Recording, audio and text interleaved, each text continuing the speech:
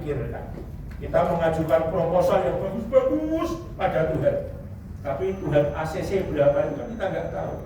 Kita mengajukan umur 85 proposalnya ke Tuhan, tapi Tuhan ACC-nya cuma 60.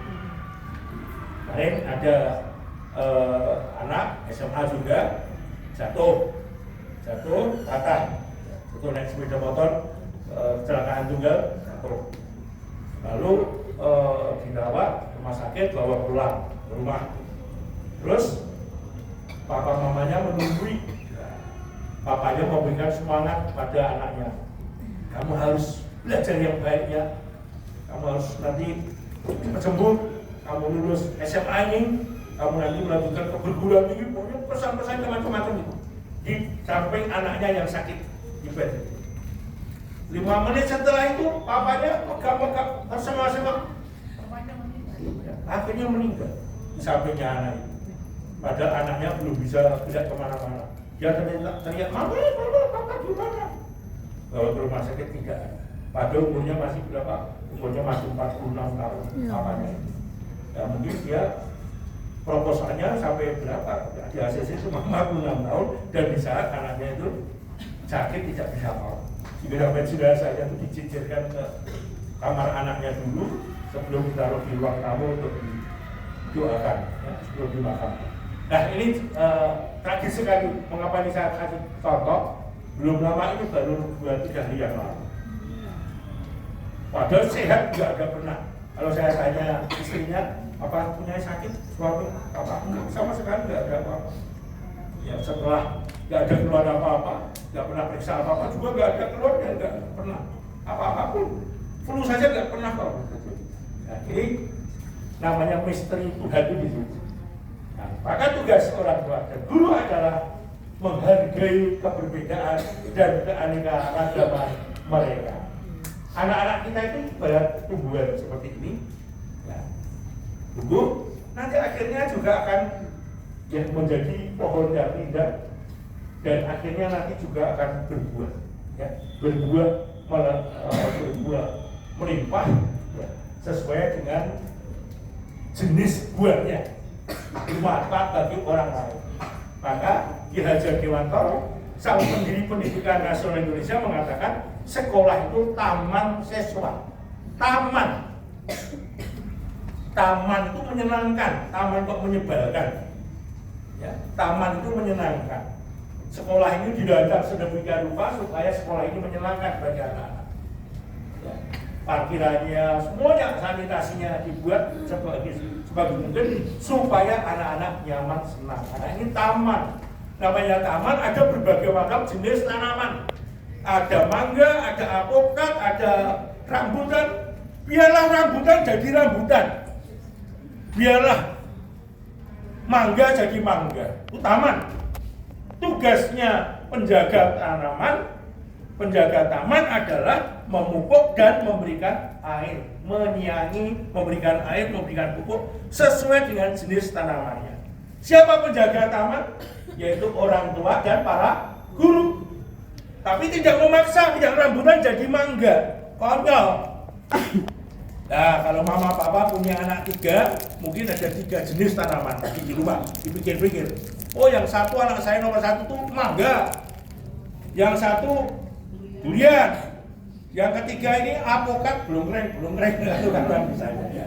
Jadi 3 jenis tanaman. Ya biarlah, dia jadi apokat, dia jadi mangga, dia jadi durian. Itu kata Ki Hajar Dewantoro. Guru-guru juga jangan memaksa anak menjadi durian, memang rambutan kok. Kalau dia itu kuda ya jangan dipaksa jadi kerbau, memang kuda. Kalau itu di kebun binatang ada berbagai macam jenis binatang, makanannya berbeda-beda. Namanya harimau itu makanannya daging. Gak pernah ada harimau kok makanannya rumput, enggak ada. Kambing kok makanannya daging itu namanya kambing siluman. Nah, tugasnya orang tua dan tugasnya guru adalah menjaga berbagai macam jenis tanaman itu, tanda petik berbagai macam jenis binatang ini, supaya mereka bisa berkembang sesuai dengan jenis tanamannya. Paham ya? Ini konsep merdeka belajar, konsep kurikulum sekarang ini. Ya, maka seyogianya yang namanya KKM itu nggak ada. Anak itu nggak bisa di KKM kan. Oh, Tuhan saja nggak mau KKM kan kita. Kalau kita di KKM kan oleh Tuhan, nggak ada yang masuk surga ini. Wajah-wajah neraka ini, termasuk saya. Tuhan tidak pernah meng-KKM-kan. Tuhan itu pengampun. Tuhan itu pengasih. Maka kita ini tidak usah pakai KKM, bisa masuk surga. Maka kita itu jangan meng-KKM-kan anak-anak kita. Kokonya bisa ini, adiknya harus bisa ini. Cicinya bisa matematikanya lancar, maka adiknya harus juga sama. Sehingga anak-anak itu suruh makan nggak mau karena apa? Karena dibanding-bandingkan terus oleh mama papanya. Bahkan dibanding-bandingkan dengan anak yang lain, anak tetangga, anak teman. Itu pekerjaan mama-mama biasanya di ruang guru. Tapi TK, SD, SMP, SMA itu nggak jarang. Apalagi perguruan tinggi. Tak undang anaknya, nggak pernah kuliah saja susah datang. Ya, jadi gawat-gawatnya orang tua itu memang TK, SD, SMP, SMA, ada. Luar biasa mama papa datang ini. Nanti kalau perguruan tinggi, terus nggak ambil pusing. Pak, IPK-nya rendah, terus nggak ambil pusing. Mesti lulus kok. Pasti lulus. Hanya nanti suruh ngulangi lagi lah kalau skripsi itu.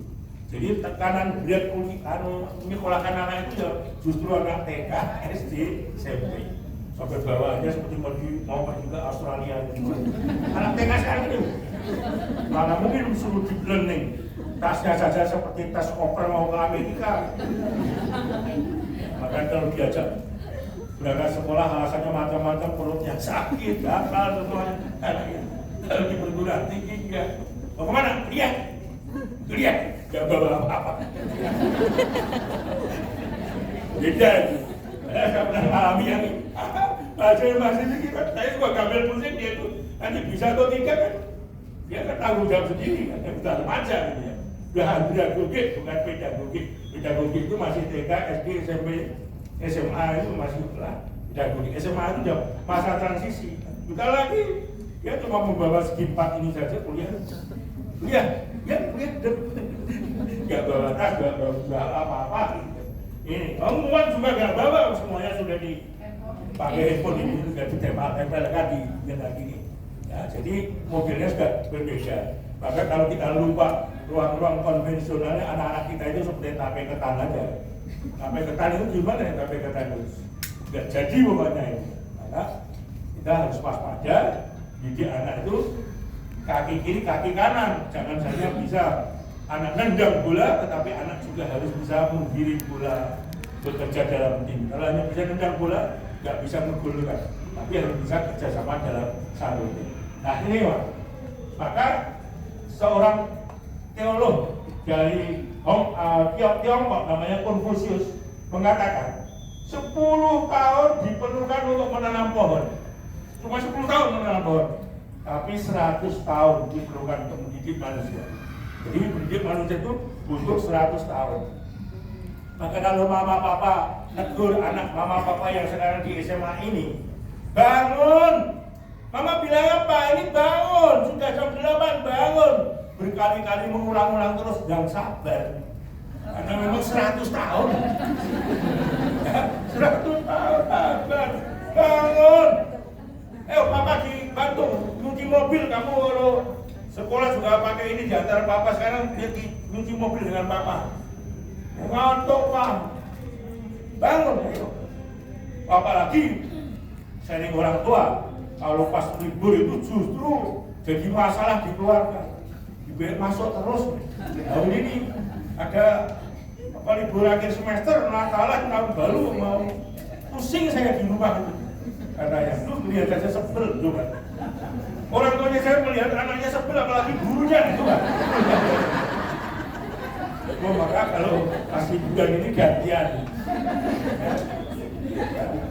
Pendidik yang pertama itu adalah orang tua. Sekolah itu adalah mitra orang tua, tidak mengambil alih tanggung jawab orang tua. Itu teorinya macam ini. Ada yang di Bandung yang dikomplain orang tua, apa gunanya saya bayar, bener? Itu banyak kok di seluruh pendidik yang pertama dan utama. Konsepnya adalah anak itu lahir dari orang tua.